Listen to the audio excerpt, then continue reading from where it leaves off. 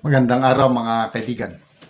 Bigyan natin ng reaction, opinion ngayon itong article na i-publish sa Manila Bulletin tungkol ito sa Philippine Air Force helicopter na ilang beses nag-landing, nag-take off sa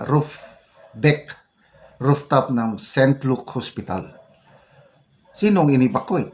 May medical evacuation ba? Nakakaano? Ang title, What Breathtaking Story? Philippine Air Force says viral chopper landing at Taguig Hospital part of drills. The Philippine Air Force clarified that one of its helicopters is spotted landing multiple times at the roof deck helipad of St. Luke Medical Center, Global City in Taguig on Wednesday, was engaged in a planned training exercise, not a medical evacuation or VIP escort as speculated online.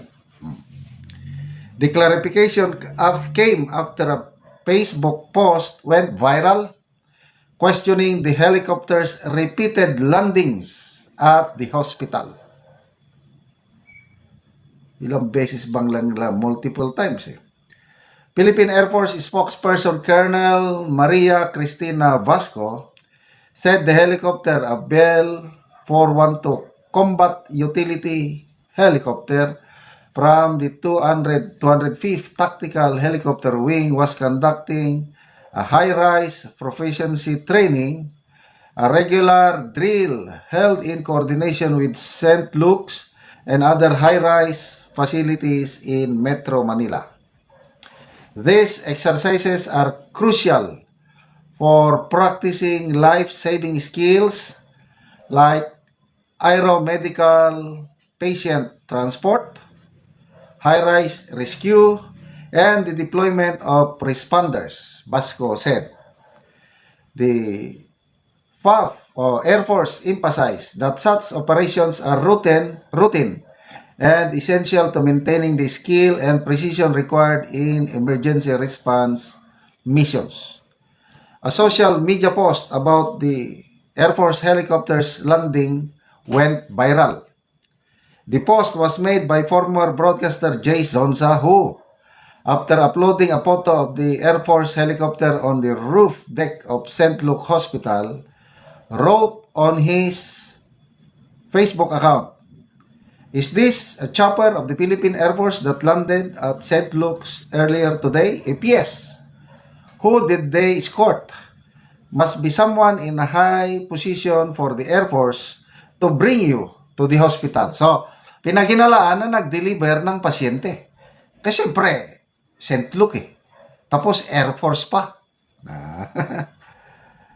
He said he had no way of personally checking the situation but urged others to verify the supposed medical evacuation, noting that the aircraft was seen taking off and landing about 4 times that morning. Sabi ni Jason sa abangan ang nakakapigil hiningang pagsubaybay natin sa kwentong ito. Stay tuned for our breathtaking coverage.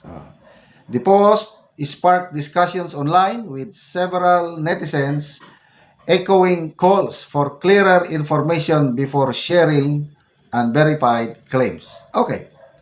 So, sige, kung yan ang paliwanag ng Air Force, wala tayong magawa. Ito lang ang question ko. It's very unusual for an Air Force helicopter to be landing at the roof deck of a well-known hospital. Magkakaroon talaga ng duda o curiosity, bakit pabalik-balik? Kung ako ang taga-Air Force, example, ako yung commanding general, o ako yung in charge sa pinakamabuti, para wala nang magduda, is paunahan ko na lang. Huwag ko nang hintayin na mayroon pang mag-post na netizen tungkol yan, nagtatanong. Kasi talagang nakakapagtaka. 4 times.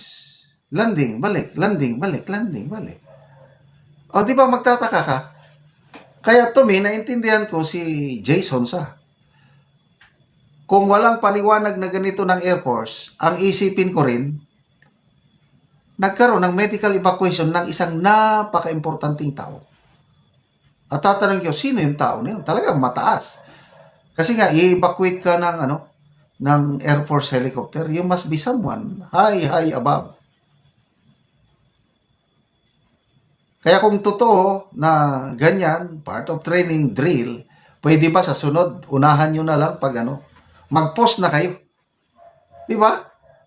Meron namang social media page ang AFP o Air Force. Sabihin, today, October 29, mayroong drill na ganito, high-rise drill, so and so. At least, pag nakita na may helicopter doon sa yun na. Nauna na yung informasyon.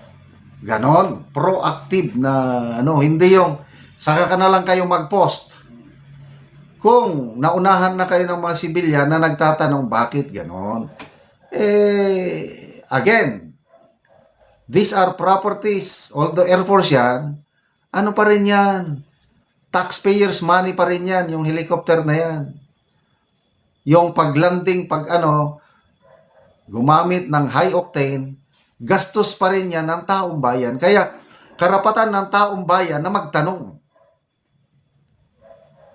Kaya pwede ba, kung totoo, talaga na walang naibak na somebody na mataas, na hindi nagkaroon ng sakit, sana, kung may mga ganyang exercises pa na, hindi pangkaraniwan na ganyan Okay lang kung helicopter, yung mga civilian helicopter, pwede. Kasi nga, rope deck na talagang designed for helicopter to land, civilian, okay lang. Kakaiba talaga kung Air Force helicopter. Anong ginagawa ng isang Air Force helicopter sa rope deck ng isang St. Luke Hospital? Sana nga, totoo yung sinasabi nila. Baka may totoong high VIP na na-score. Sino kaya yun? I don't know. Salamat mga kaibigan sa inyong pagsubaybay sa ating channel.